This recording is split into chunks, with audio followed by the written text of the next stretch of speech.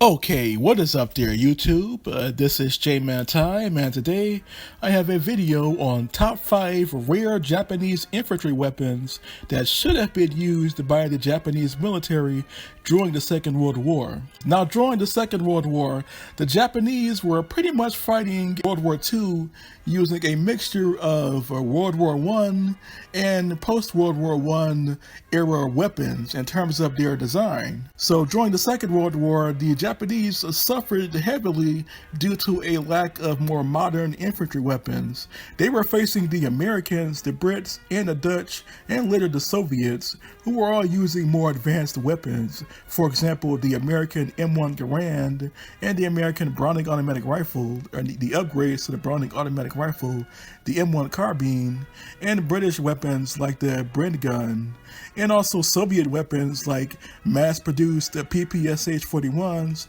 and later PPS-42s and 43 submachine guns. So here are 5 rare infantry weapons that should have been adopted, or in some cases should have just been mass-produced, as some of these weapons were adopted but were only used in very limited numbers. And number 5 on the list is the Japanese Pedersen rifle, which were designed between 1932 and 1936, so the Japanese actually had a few years to mass produce these weapons.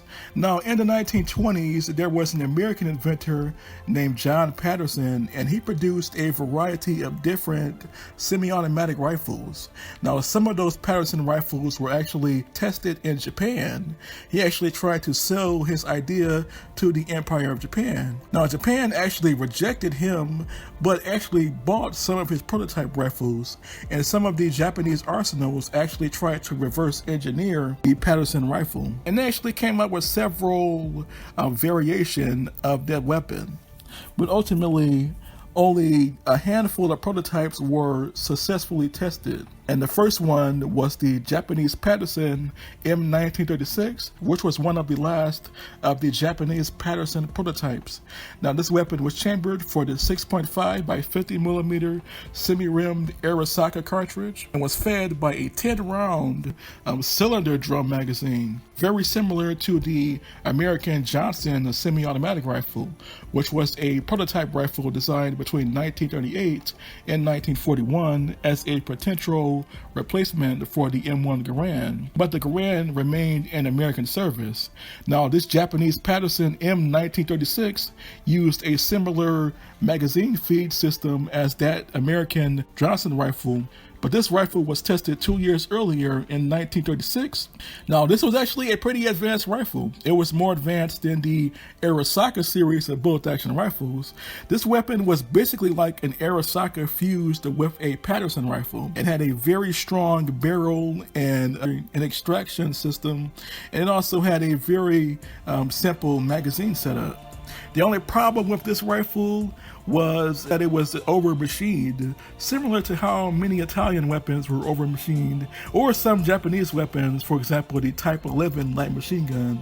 That was kind of an over-designed weapon that really wasn't all that necessary, and that weapon was later largely superseded by the Type 96 and Type 99 series of light machine guns. Well, this rifle had a similar problem, but there were other simplified versions of these Pedersen rifles, but these weapons were never truly adopted. Now, later on in 1944, towards the end of the island hopping campaign, the American forces actually encountered a few dozen Japanese Pedersen rifles during the battles of Iwo Jima and Okinawa, and some Pedersen rifles were also spotted in China by Chinese forces. The Japanese seem to have at least tried to field some of these rifles later in the Second World War, but ultimately these Pedersen rifles came too late. Another reason these rifles were not adopted or mass-produced was that many in the Japanese high command believed that bolt-action rifles were good enough. So semi-automatic rifles like these Japanese Pedersen M1936 patterns simply weren't taken too seriously, even though a few hundred were produced, but they were never really issued in any large number. A few of these Pedersens still survive to this day, and they are some of the rare Japanese semi-automatic rifles that could have been useful during the Second World War if they had been mass-produced. And the next weapon on the list is number 2, the Hei-Manual rifle from 1936. Now, the Hei-Manual was a prototype semi-automatic rifle that was actually a redesign or a simplification of the Japanese Pedersen type semi-automatic rifles. Remember, the Pedersen rifles were over-designed and were too complicated, kind of. Whereas the Hei was a more simplified weapon that used a detachable magazine. Now, the magazine could be detached, but it was meant to be fixed, you know. This weapon was very similar to the Soviet SVT-40. The SVT-40 was a semi-automatic rifle that had a detachable box magazine, but it was meant to be fed via stripper clips, you know. So the soldier was only meant to have like 1 or 2 magazines, and they were supposed to reload their magazines using stripper clips. So this Hei-Manual semi-automatic prototype rifle was designed to be used very similarly to the Soviet SVT-40 or even the German Gewehr 41 and 42 series of semi-automatic rifles, which were also usually reloaded with stripper clips rather than simply changing the magazine.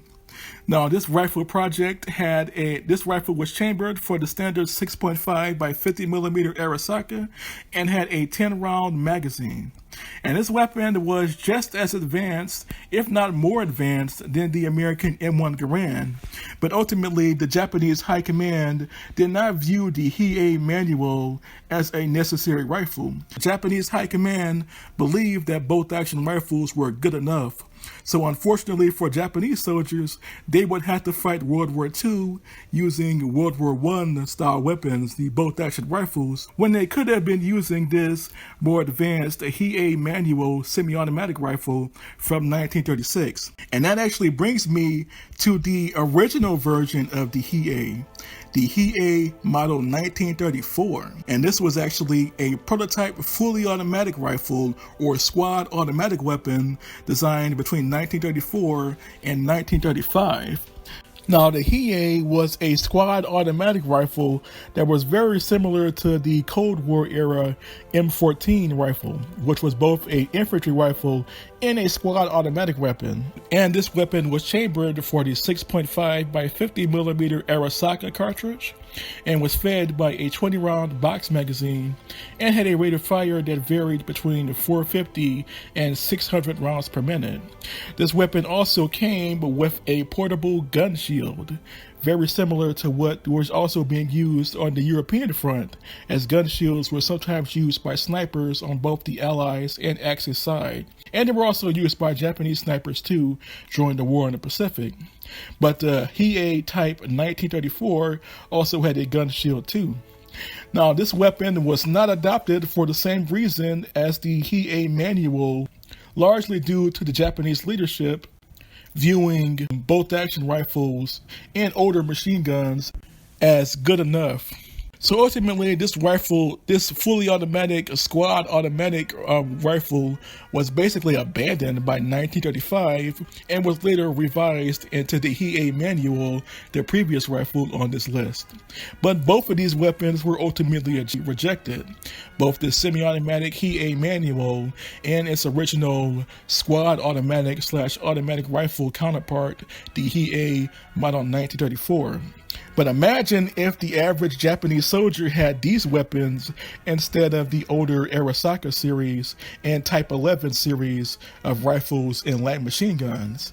They would have had more firepower. They would have been able to hold off the Americans much more effectively during the island hopping campaigns during the Pacific theater of World War II.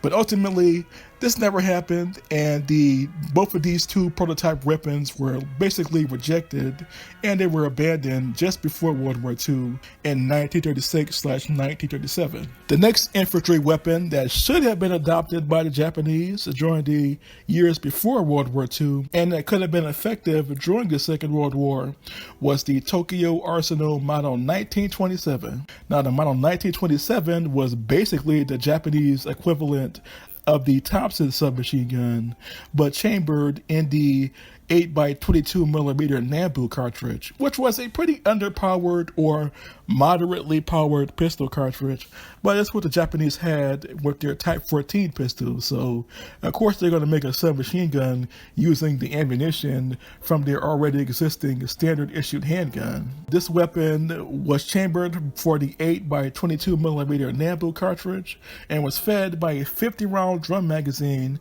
but could also use a 30 round stick magazine. Its rate of fire varied between 300 and 600 rounds per minute, which is pretty low when compared to the 800 rounds per minute that the Thompson submachine gun had. But keep in mind, during World War II, the Japanese barely had any submachine guns.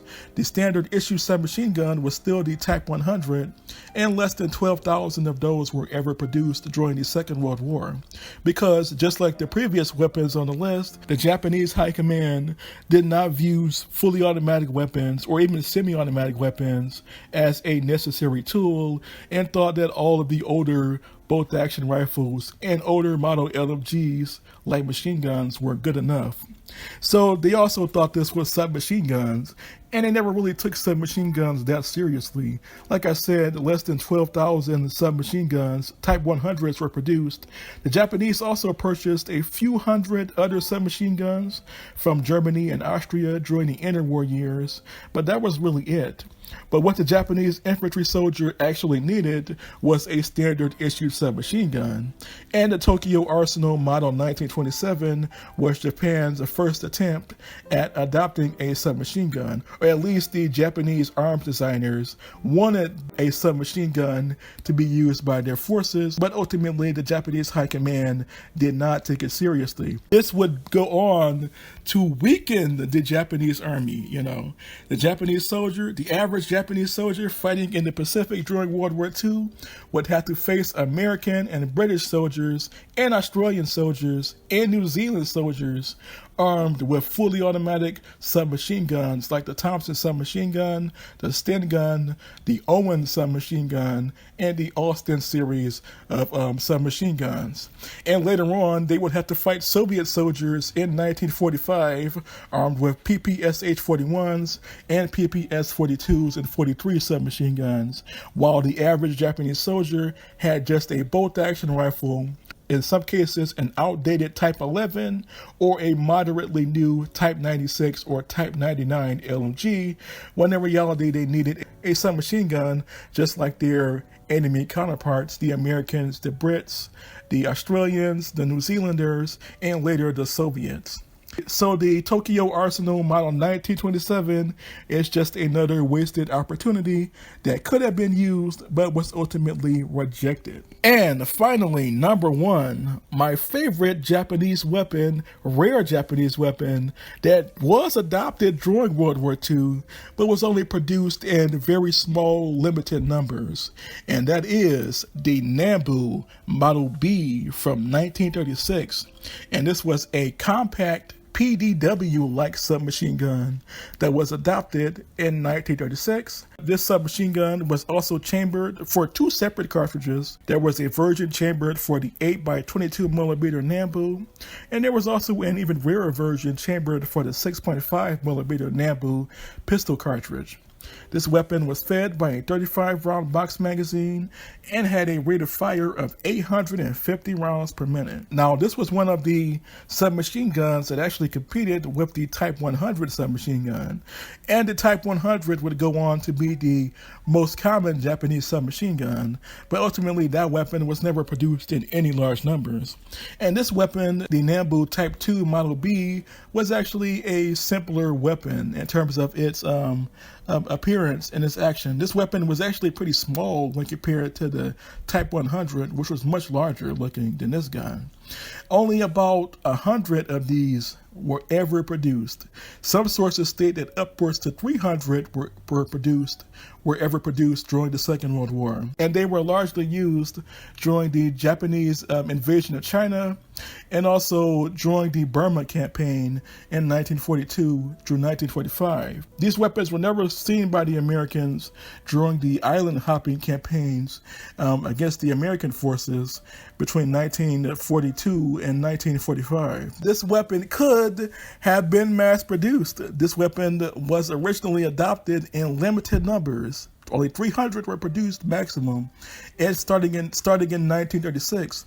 So this weapon could have been mass-produced, just like the Type 100. In fact, this weapon was much smaller than the Type 100, and it could have been the standard-issued submachine gun.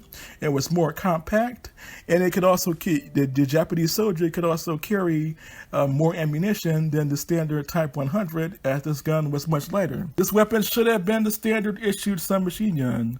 But unfortunately, just like all the other guns on this list, the Japanese High Command did not view weapons like this as a necessary need. You know, these weapons weren't viewed as weapons that were badly needed, even though they were actually badly needed. You know, the Japanese soldier needed a submachine gun. A bolt-action rifle just wasn't cutting it. And ultimately, the Japanese forces would be overrun by American and Allied forces armed with a boatload of submachine guns. The most feared submachine gun was the Tommy gun and the M3 grease gun, and the Japanese could have had the Nambu Type II Model B and the Type 100 as their standard issued weapons. Now, ultimately, the Type 100 submachine gun should have been mass-produced even more since it was already in production. But like I said, the Nambu Type II Model B should have also been a standard issued weapon, and it should have been mass produced just as much as the Japanese bolt action rifles and handguns. But ultimately this never happened, and this weapon remained a rarity on the battlefield. So what do you think of these 5 rare weapons that should have been mass produced and that should have been the standard issued weapons in the Japanese Army during the Second World War? Please tell me in the comment section below, and until next time, this was J-Man Time signing off.